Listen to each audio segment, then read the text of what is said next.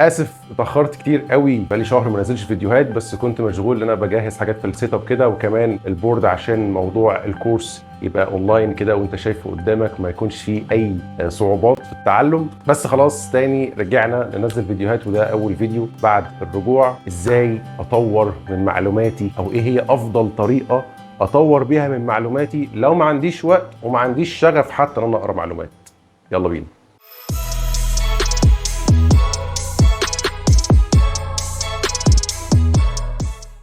في فيديوهات كده الواحد بيكون طالع فيها مش كاتب اي سكريبت او اي حاجه، وعايز يوصلها بالطريقه التلقائيه جدا. لا شك ان المعلومات من اهم واقوى الاسلحه اللي لازم تبقى معاك وانت ماشي في الطريق بتاعنا ده. طريق التمريض ما ينفعش تمشي فيه وانت ما عندكش اي معلومه، او حتى قليل في المعلومات. لازم تبقى توب في النولج بتاعتك، لان المعلومات لو هقعد اتكلم عن مميزاتها، سواء بقى انها بتساعدك في السفر او في الانترفيو او اي حتى في مكان شغلك، هي بتخلي عندك ثقه في نفسك في المكان اللي انت شغال فيه. وللاسف زي ما قلت قبل كده ان 90% من مشاكل التمريض بتبقى نقص في المعلومات. قد ما الشخص يا دوبك بس اتعود كده على البراكتس والمهاره انه ازاي بس كده يخلص الحاله اللي قدامه، بس لو جيت تسال في الحاله اللي قدامه دي هقول لك انا ما اعرفش. هو ممكن يكون في ناس كمان هي شغلها واحد مع كل الحالات. يا جماعه في ناس ما بتعرفش اصلا تشخيص الحاله اللي تحت ايديها ايه، قد ما هي متعوده على روتين البراكتس والشغل اللي هي متعوده عليه. حاله تخش يسكشن، يفيد، يدي علاج، يكير، ايا كان الحل اللي تحت ايده، ايا كان بتاخد ادويه ايه، ايا كان تشخيصها ايه، ايا كان التحليل اللي مطلوب لها ايه، هو ملوش علاقه. هو مثبت البراكتس بتاعته، انما معلوماته مش موجوده. وللاسف مش هقول 90% عشان ما اكونش ظالم قوي، ولكن هي نسبه كبيره قوي من التمريض في مصر للاسف شغال بالطريقه دي. سوبرفيشال نوليدج، معلومات سطحيه جدا وبراكتس كتيره، وبيكون فاهم ان هو كده تمريض شاطر، ولكن هذا كلام غير صحيح. المعلومة هي اللي هتخليك تمريض شاطر، المعلومة هي الحاجة الصعب اكتسابها. المهارة لو جبت أي عيل من الشارع كده حطوه في أي عناية 3 شهور هيتعلم وهيبقى فيه براكتس أحسن منه ومنك عادي. علشان كده لو ركزت، الناس اللي هي المستشفيات الGCI دي بتهتم قوي بالانترفيو. ليه؟ لأنها بتقيس فيك الحاجة الصعبة اللي مش كل الناس هيبقى عندها الحاجة دي، لو هي النولج. هو مش في الانترفيو بيقول لك والنبي تعالى روح ركب لي الكانولا الفلانيه كده ويبص عليك، لا، هو بيقيس فيك المعلومه. وهنا يجي دور اهميه اكتساب المعلومه. طب انا دلوقتي لو انا لسه طالب وخريج رايح امتياز او شغال، واكتشفت ان فعلا المعلومه مهمه وعايز اطور من معلوماتي، ولكن بطريقه سلسه وفي نفس الوقت ما انساهاش واعرف اطبقها صح. الطريقه اللي هقولها لك دي هي افضل طريقه تتعلم بيها من وجهه نظري انا، هتخليك تطبق المعلومه وهتخليك ما تنساش المعلومه، وفي نفس الوقت مش هتحس ان انت اصلا بذلت مجهود في اكتساب المعلومه. اولا انت محتاج نوته صغيره زي دي كده تتحط في جيب السكراب بتاعك، تبقى موجوده دايما. وبعدين بتنزل في الشيفت بتاعك، سواء كنت خريج او سواء كنت طالب امتياز او اي طالب بتشتغل ايا كان، وبعدين تنزل الشيفت بتاعك عادي. وليكن مثلا لقيت حاله نمونيا قدامك. النمونيا دي انت بص عارف ان هي التهاب في الرئه. التهاب في الرئه دي سوبرفيشال نوليدج قوي، ما تنفعش معاك انت كواحد نيرسينج شاطر. فانت عايز تعرف يعني ايه نمونيا صح، فانت ما تعرفش الكلام ده، فتروح مطلع النوته وكاتب فيها كلمه نمونيا. وانت شغال الدكتور قال لك احنا عايزين نركب الحاله دي انتراكيال تيوب، فشفتهم قدامك بيركبوا الانتراكيال تيوب ازاي، شفت الخبره بعينيك وانت واقف دلوقتي، اكتسبت البراكتس. ولكن وانت بتشوفهم بيركبوا الانتراكيال تيوب، لقيت واحد بيحط السماعه على صدر العيان، لقيت واحد بيعمل حاجه هنا كده في زور العيان انت مش عارف هو بيعمل ايه، لقيت في حاجه اسمها الكابنوجراف ومش عارف بيشوفوا ايه عليه. انت دلوقتي ما تعرفش الكلام ده، ولكن انت شفت بعينيك البراكتس، بس ما تعرفش اللي هم عملوه حوالين البراكتس ده.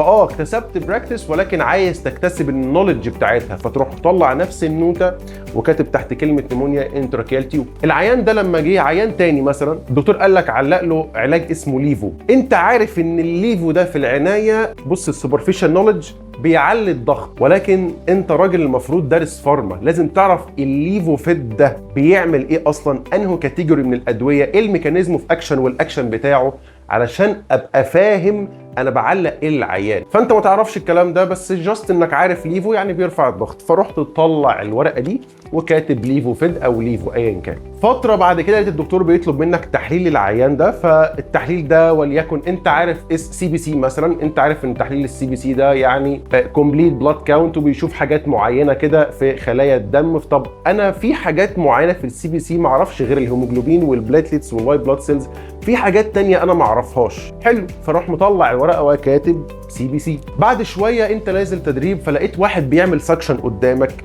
مش مهم بيعملها صح ولا غلط، المهم ان انت شفت السكشن قدامك بس انت عايز تتعلم السكشن صح، فتروح مطلع نفس الورقه وكاتب فيها كلمه سكشن. لقيت تشخيص اسمه ليفر سيروزس انت ما تعرفوش، لقيت علاج تاني انت ما تعرفوش، لقيت الراجل ده نازل يعمل حاجه اسمها ام ار اي وانت ما تعرفش يعني ايه كلمه ام ار اي، انطلب منك تركب كانولا وانت ما تعرفش اماكن الاورده اللي المفروض تركب فيها كانولا هي فين. كل دي حاجات انت هتقابلها في شيفت واحد بس وانت ما عندكش اي معلومه فيها، فبتروح تطلع النوتة دي وتكتب بس الحاجات اللي انت ما تعرفهاش كمصطلح بس كده يفكرك. خلصت الشيفت روحت البيت. بص يا سيدي، انت مش هتتعلم من يوم وليله، فالطريقه اللي هقولها لك دي محتاجه صبر شويه، بمعنى انا عايز منك ساعه واحده في اليوم كافيه جدا. الساعه دي هتعمل فيها ايه؟ هتطلع النوتة وليكن كلمه نمونيا، هتكتب كلمه نمونيا على جوجل، على اليوتيوب، ايا كان. كتبتها على اليوتيوب، لقيت في دكاتره كتير قوي اجانب ودكاتره كتير قوي عرب وقنوات كتيره قوي اجانب وقنوات كتيره عرب بتشرح يعني ايه كلمه نمونيا. فانت قعدت قدام ايا كان اللي بتسمعه ده، وبعدين فهمت بقى يعني ايه الباثوفيسيولوجي بتاع النمونيا، وفهمت اعراضها ايه، وفهمت الكومبليكيشنز بتاعتها ايه، وفهمت بتتعالج ازاي. فالعلاج اللي انا ركبته امبارح ده عشان كان بيعالج حاجه في النمونيا. وبعدين كل حاجه بتتعلمها بتروح جايب كشكول كبير كده، هيبقى كشكول عمرك ده، كل المعلومات اللي انت اخدتها من الفيديو ده او ده او ده تروح كاتبها في الكشكول ده وحافظها معاك. والدكتور ده كان بيشرح في النمونيا اللي انت بس كتبتها ومعرفتهاش وبتبحث عنها دلوقتي، وهو بيشرح الباثوفيسيولوجي كده قال لك في كلمه مش عارف ايه السيتوكاينز، مش عارف، فانت ما تعرفش يعني ايه كلمه سيتوكاينز دي، فتروح موقف الفيديو فاتح نيو تاب كاتب يعني ايه سيتوكاينز، قريت بس كده معناها ده السيتوكاينز دي حاجه مش عارف، طب بعدين ترجع للفيديو تاني. شفت لما رحت وجيت كده، انت هنا اكتسبت معلومات انت اصلا ما كنتش حاططها في الحسبان، ودي هتحصل معاك مع كل حاجه انت هتبحث عليها.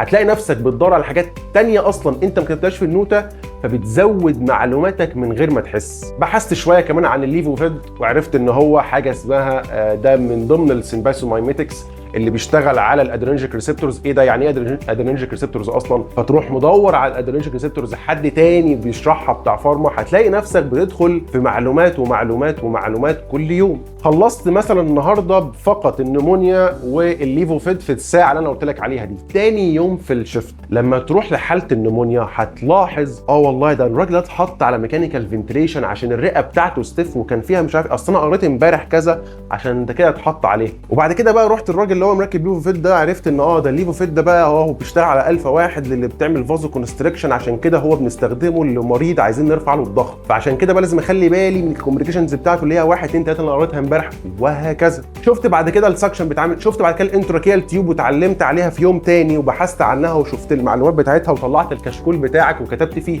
تاني يوم حاله تركب انتراكيال تيوب، خلاص انت هنا فاهم الناس ديت بقى ده بيسمعوا كده صدر العيان علشان يشوفوا الاير انتري هل هو ايكوال في التو سايدز ولا لا، ده بيعملوا كده حاجه اسمها كريكويد بريشر علشان بيضغطوا يشوفوا الفيو احسن، وبناء الاسبيريشن ده الكابنوجراف ده بيشوفوا فيه هل السي او 2 موجود، يبقى هي كده حاجه بيكونفيرم بيها التركيب. هتتعلم المعلومات الصح وتربطها مع البراكتس اللي انت شفتها، فبالتالي تثبت في دماغك اكتر.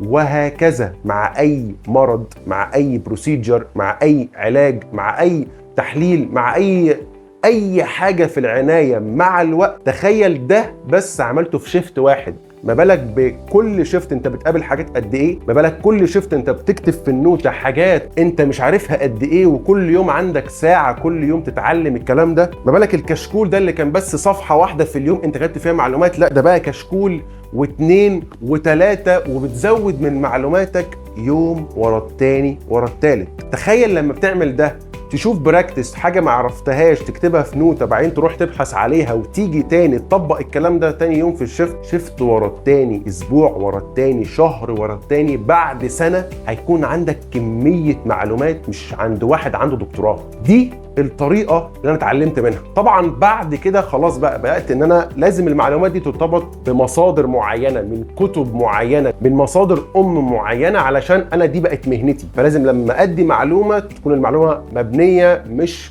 بس على مصادر من النت قد ما هي كمان على كتب. بس انت كافي قوي قوي لو انت شغال فقط تربط الكلام ده بس من المعلومات اللي بتاخدها من اليوتيوب او من النت بصفه عامه، ومع الوقت هتبدا تعرف والله القناه دي او الدكتور ده مثلا انا اخد منه حاجات خاصه بالفسيولوجي، انما القناه دي لو امراض اشتغل منها. انت مع الوقت المصادر اللي هتعجبك انت مناسبه لكل واحد. يعني في واحد يقول لي هات لي مصادر معينه، اقول له لا، انت لما تبحث بالطريقه دي هتبقى عارف مين اللي تاخد منه ايه. مع الوقت هتزداد خبره في الحاجات دي. دي كانت الطريقه اللي انا اتعلمت بيها. حاول تجربها اسبوع 10 ايام وقيم نفسك بعدها. بالمناسبه المعلومات، في كورس انا عملته خاص بالكريتيكال اي سي يو، ميكانيكال فنتيليشن واي سي جي واي بي جي واي سي يو دراجز كلها، وكمان محاضره كارير باس واي. وفرت عليك الوقت والمجهود في كميه المعلومات دي وجمعتها لك في حاجه واحده بسعر مش هتتوقعه. هتلاقي لينك التليجرام تحت في الديسكربشن، ممكن تشترك عليه عشان تعرف الميعاد الراوند جاي امتى. حاول تطبق الطريقه دي، ولو في اي طريقه تانية انت بتتعلم بيها حاول تسيبها لنا في الكومنتس عشان الناس تتعلم منها. اشوفك ان شاء الله في فيديو جاي. سلام.